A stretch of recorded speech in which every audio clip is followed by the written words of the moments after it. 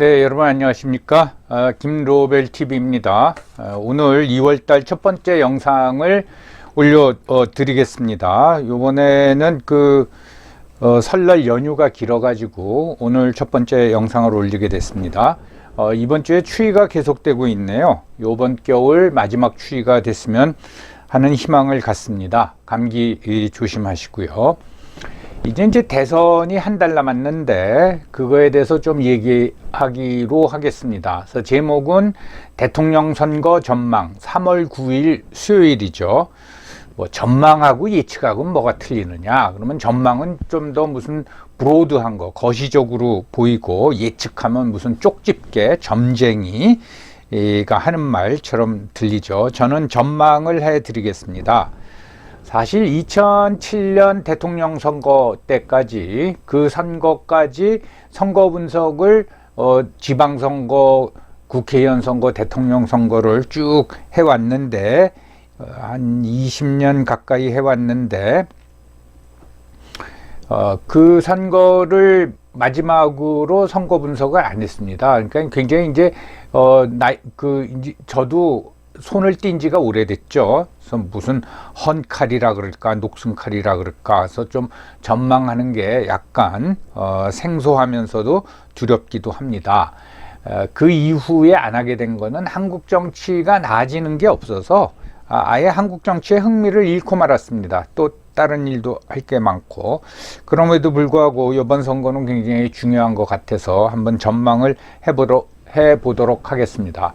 이제 한 달 며칠 조금 더 남았죠. 근데 이 분위기를 각자 시청자분들에 따라서 어떻게 파악하실지 모르지만 이 분위기가 선거일까지 그대로 갑니다. 무슨 어떤 후보에 대한 새로운 스캔들이 터져도 영향을 안 미치고 그대로 갑니다. 그 과정에서 여권 후보, 구체적으로 말하면은 이재명 후보의 지지율은 어떤 고착화 현상을 보이고 있고, 윤석열 후보의 지지율은 오르락내리락 하죠. 예. 그거는, 물론 그 야권 후보가, 이제 다수이기 때문에, 그거에 따른 어떤 등락이 왔다 갔다 하는 것 같습니다. 그럼에도 불구하고 제가 누누이 말씀드렸지만 누가 되든지 간에 우리 생활에는 큰 차이가 없다. 그 부분에 대해서도 좀 나중에 말씀을 드리도록 하겠습니다. 먼저 이번 대통령 선거를 앞두고 나타난 큰 특징 중에 하나는 부동층이라 그러죠. 예, 그러니까 부동층이 굉장히 비율이 높다라는 점입니다. 부동층을 어떻게 측정하느냐 하면은 응답을 하지 않아요. 또는 지지하는 후보가 없다 이렇게 대답하거나 모르겠다, 영어로 표현하면 I don't know, 이런 사람들을 부동층으로 분류를 합니다. 이 사람들이 누구냐, 이거에 대한 분석은 아주 굉장히 다양합니다. 그런데 보통 이제 미국 같은 경우에는 그 정당 일체감이라 그러죠. 그게 굉장히 강해서 미국은 40, 40, 20. 그러니까 공화당 40, 민주당 40. 공화당이 몇 퍼센트 조금 높긴 하지만 크게 보면 40, 40. 그리고 한 20%.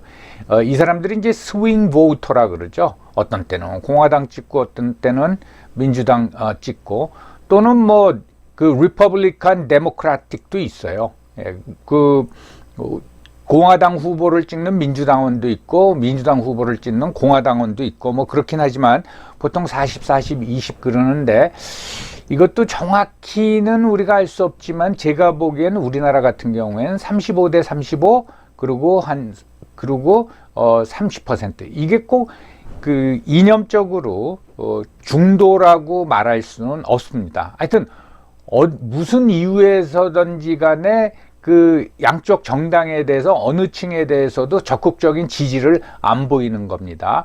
이분들의 특징은 투표율이 낮습니다. 그러니까 기권을 많이 합니다.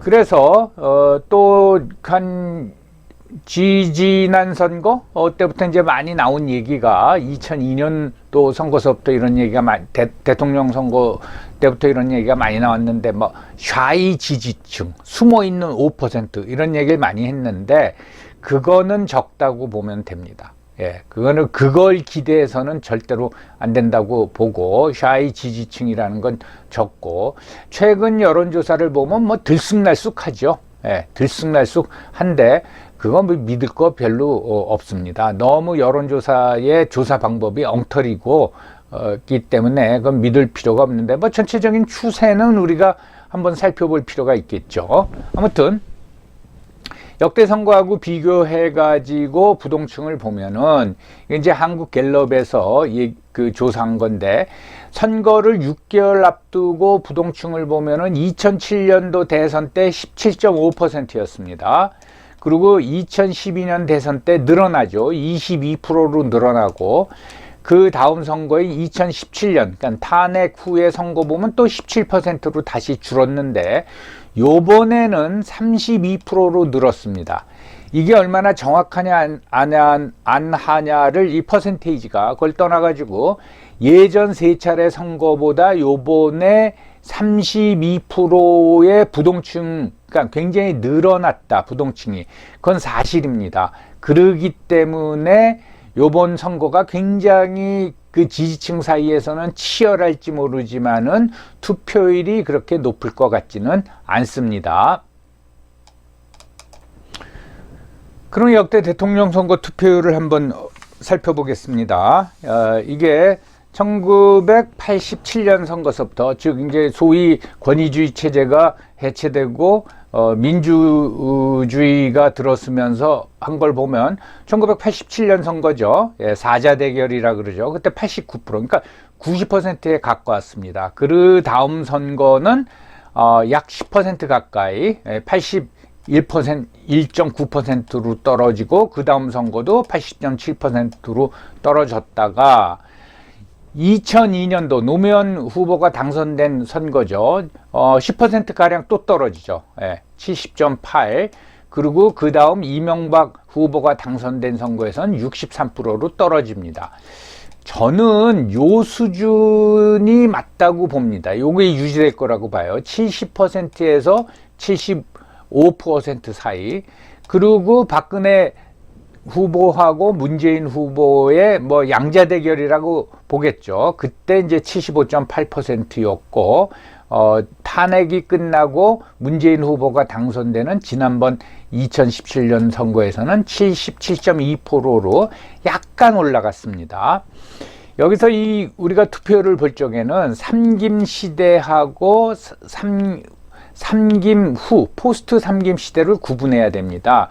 그 구분점을 여기로 보면 되겠어요. 2002년도 선거, 그때 현직 대통령은 김대중 대통령이었죠. 그러니까 삼김 시대 때는 그런 어떤 여야 대결 구도 속에서 지역 대결 구도로 중첩돼 있었기 때문에 투표율이 굉장히 높았죠. 근데 삼김이 퇴장한 후에는 투표율이 이제 낮아졌다. 한 10% 정도는 낮아졌다. 그렇게 생각해야 되고, 요 16대 선거, 이게 2002년도 선거죠. 이게 삼김 시대 마지막 선거입니다. 김영삼 대통령은 뭐 퇴임 후지만은 제 표현에 의하면은 김대중 대통령이 마지막으로 지휘한 선거다 해서 2002년도 선거였고, 그 다음에는 그 17대 이명박 후보가 당선된 선거는, 요거는 저는 이제 정권 심판 선거라고 보는데 투표율이 63%로 이제 낮아졌습니다. 그리고 5년 동안, 10년 동안 우리나라 뭐 좌파입니다. 전 좌파라고 표현합니다. 뭐 진보가 아니라 좌파라고 표현해요. 그리고 이쪽 지금의 그 국민의힘 계열 정당은 저는 우파라고 표현합니다. 보수라고 표현하지 않습니다. 이 10년 동안 좌파 정권이 있다가 집권하고 있다가 이명박 우파 정권한테 뺏기죠. 그리고 그 후에 2012년에 양자 대결 구도가 벌어지니까 좌파가 결집을 하죠. 결집을 해서 투표율이 이렇게 확 올라가 버립니다. 그리고 19대는 당연히 뭐 정권 심판 선거에서 투표율이 또 올라가는 현상을 보였습니다. 그래서 이 앞에 거를 이제 참고해가지고 우리가 전망을 해보면은 선거판은 이미 굳어졌는데 선거는 구도가, 후보 구도가 중요하다. 근데, 우파 쪽에는 단일 후보가 아니죠. 그래서 이렇게 다자 구도로 갈 적에는 예측 불허라고 하겠습니다. 그런데 이명박 후보가 나왔던 2007년도 대선 때 이회창 후보가 나와서 11%를 득표해 갔는데도 이명박 후보가 정동영 후보에 대해서 압도적으로 이겼다라는 거예요. 그것도 굉장히 중요한 점입니다. 그래서 이제 결국은 뭡니까?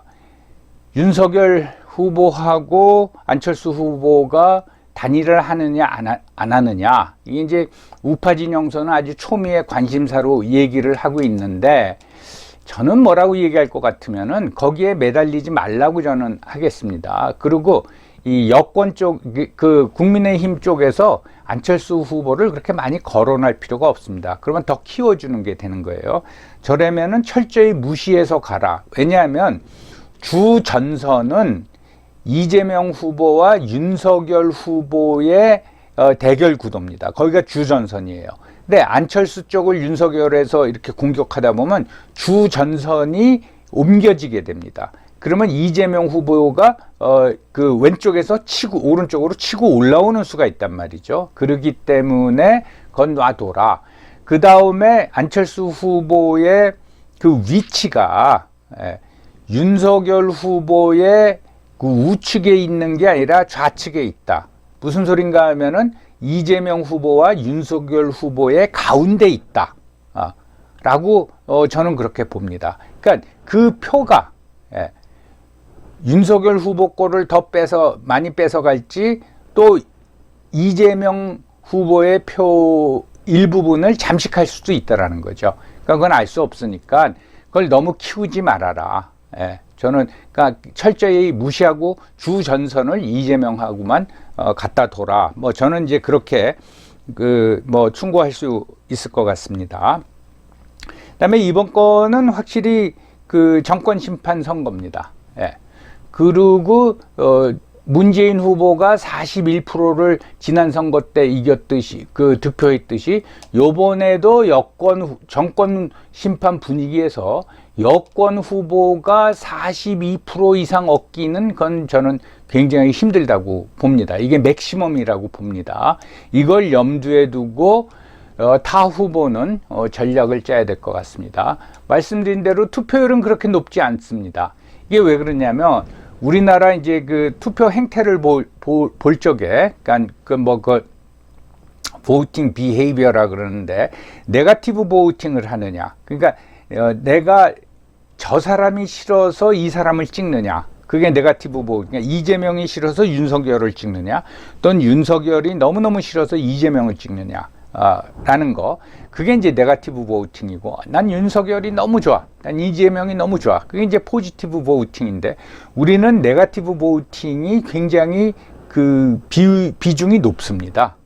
그런데 요번에도 그런 경향이 많이 나타나는데, 야, 윤석열이 싫어서 이재명 후보를 찍자니, 야, 그건 아닌 것 같다.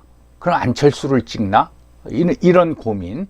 또 반대로 이재명 후보가 싫어서 나는 야당 후보를 찍어야 되는데 윤석열은 또 아닌 것 같다.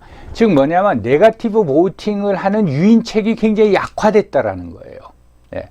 그래서 더더군다나 이 사람들이 에이 안 찍어 하고 기권할 수가 있다라는 겁니다. 그래서 투표율은 75% 더 높지 않을 거로 저는 봅니다. 그다음에 이번에 또 하나 특징 중에 하나는 40대 유권자의 결정력이 약화됩니다. 그러니까 투표 행태를 분석할 적에는 지역이 우리나라에서는 제일 중요하죠. 그 다음에 세대, 그 다음엔 이제 소위 말해서 뭐 교육 수준도 있고 소득도 있고 그렇지만 그다음에 이제 이념 이렇게 세 개를 많이 보는데 사실은 이제 지역이 제일 중요하죠. 그러면 지역이 제일 중요하다 그러면 여러분 뭐 호남 유권자가 뭐 몇 퍼센트 투표를 하느냐, 영남 경북 유권자가 몇 퍼센트 투표를 하느냐, 뭐 그것도 중요하지만은 결국은 보면 역대 대통령 선거를 보면 수도권에서 누가 이겼느냐, 뭐 당연하죠. 이건 수도권은 뭐 전체 유권자의 45%를 그 점하고 있으니까 여기서 이기는 사람이 이기는 거죠. 결국은 수도권 민심을 얻는 겁니다. 수도권 유권자의 선택이죠. 그 다음에 연령으로 보면 40대 유권자의 선택이 여기서 이긴 사람이 당선이 됐습니다. 근데 이번 선거에서는 40대 유권자의 결정력이 좀 약화될 것 같고 최근에는 뭐 2030에 대한 관심이 굉장히 집중돼 있고 후보들도 그 유권자들을 공략하려고 굉장히 노력하고 있지만은 문제는 20대 30대의 투표율이 너무 낮다라는 거예요. 요번엔 소위 말해서 그게 이제 동원화가 돼가지고 투표율이 얼마나 올라올지 그게 이제 관건입니다. 그래서 20대 30대 특히 20대의 투표율이 확 올라간다면은 결국은 당락 결정을 20대 유권자가 하게 되겠죠. 그렇지 않다면은 요번에도 40대 유권자의 영향이 굉장히 좀 클 거라고 보는데 예전 선거하고 틀리게 40대가 고민이 굉장히 많을 거예요. 수도권 유권자도 그렇고 이 40대와 수도권 유권자의 그 공통적인 관심사는 집입니다. 집, 주택 문제. 그 다음에 자녀 교육 문제거든요. 그랬을 적에 야 누구를 선택하는 게 나을까? 뭐 크게 보면 이재명 후보를 선택하는 게 나을까? 윤석열 후보를 선택하는 게 나을까? 라고 이렇게 자기가 따져봤을 적에 결론 내리기가 굉장히 쉽지가 않을 겁니다. 그래서 그 영상 초미에 말씀드렸듯이 큰 변동 없이 갑니다. 선거일까지 분위기는 계속 되는 거예요. 어떤 스캔들이 일어나도 뭐 내가 지지를 철회할 경우는 없습니다. 단 한 달이 남았지만은 외부 악재나 돌발 상황이 발생할 경우는 분위기가 바뀔 수가 있죠. 한 달 남았지만은 뭐냐면은 1997년도에 선거 한 3주 앞두고 IMF 우리가 구제 금융을 신청했거든요. 그런 상황이 발생한다던가 또는 뭐 진짜 러시아가 우크라이나 침공을 해가지고 국제 유가가 뭐 120불, 130불로 뛰고 우리나라 휘발유 값도 뭐 2배로 뛰어버린다던가 그러면 분위기가 틀려질 수가 있죠. 경제. 그런 이제 안보 상황.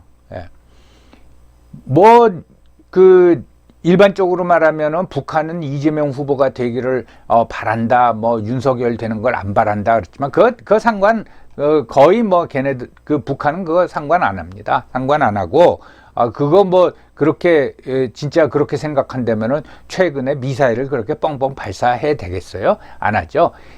그냥 자기네 판단에 의해 가지고 하는데 ICBM을 진짜 발사해가지고 그게 괌을 지나서 뭐 하와이 근처에 떨어졌다던가 또는 뭐 무슨 뭐 백령도에다가 포격을 가했다던가 그러면은 분위기가 바뀔 수가 있습니다. 그런 상황 말고는 지금 분위기는 선거일까지 지속될 거다 그 말씀이고 그렇다면 이제 어떻게 분위기가 이렇게 고착화돼 있다 그러면은 어떻게 해야 되느냐?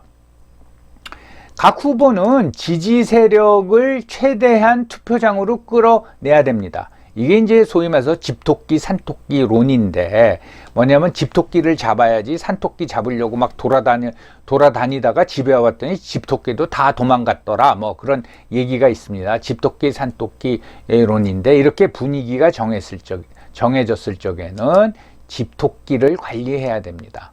그래서 이분들의 투표율을 최대한 끌어올리는 게 제일 중요하단 말이죠. 이건 뭐 윤석열 후보나 이재명 후보나 똑같이 해당되는 말이라고 하겠습니다. 그거와 함께 지금까지 얘기한 내용에 덧붙여 가지고 투개표 관리 문제가 있습니다. 이건 굉장히 심각한 건데요. 예. 이게 공정하게 되느냐 안 되느냐, 이 문제가 올해같이 박빙이 예상되는 선거에는 굉장히 중요합니다. 예. 근데 이거는 누구도 뭐 장담할 수가 없는 거죠. 선관위 본인 스스로의 의지가 어떤지 우리가 알 수가 없는 거죠. 요 문제 해가지고 진행될 거라고 보고요.